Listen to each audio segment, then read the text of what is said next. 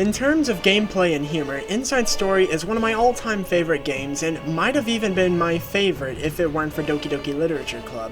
And after discovering that my old Super Nintendo works, I've been in a heavy Nintendo mood.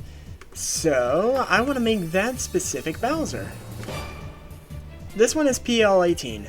Much like Dr. Crimson, he has his sights set on world domination and he has pride and temper to both fuel and hinder him. The first stat I considered when working with Mr. I can pick up my own castle and walk away with it is obviously strength.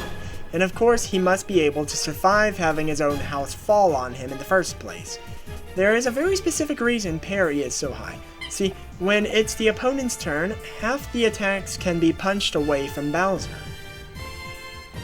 Powerlifting. I think if Fawful were hit with the force used to pick up Bowser's castle, he'd be dead, Dark Star power-ups or not. Fire Breath, weaker than Bowser's Punch, but covers a larger area, unless you feel like spitting fireballs. Spiky Shell.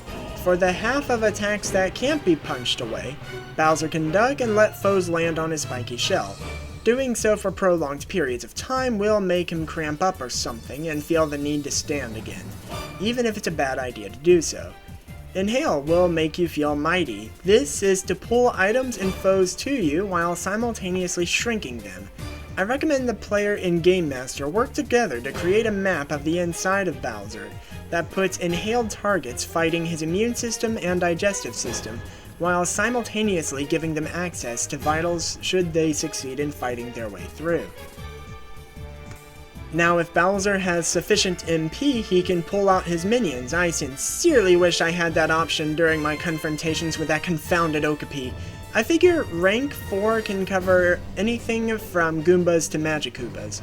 Now, teamwork with multi-attack looks unusual, but that's because when minions attack, Bowser can make an effort to aid them. Lighting Goombas on fire makes their tackle more powerful, getting in his shell and spinning against Koopas that are doing the same makes them go faster, and so on. This isn't a perfect solution to these minigames, but Inspire only works once per scene, sadly. Gigantification is Bowser's last resort. If his life is endangered, he can reach a size to look Godzilla in the eye and make strength checks to fight Galactus properly.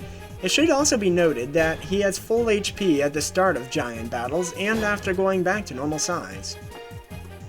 Skills. He does most of his communicating by yelling at people, but it works for him because intimidation. Bowser's castle isn't exactly used as a headquarters during the game, but if Fawful weren't a factor, it would be a place of refuge for him.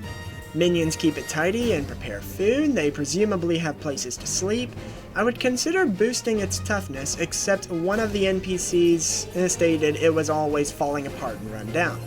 He does have the status of being a king, and there is a good hoard of treasure in there, warranting the wealth advantage. Now, a proper Bowser would have access to a plethora of alternate vehicles, alternate headquarters, maybe a few sidekicks, but we're not doing a proper Bowser today, we're just doing the Inside Story version of Bowser. GMs might be wary of this simply because of the high PL, but I'd GM for this, if he were the only player.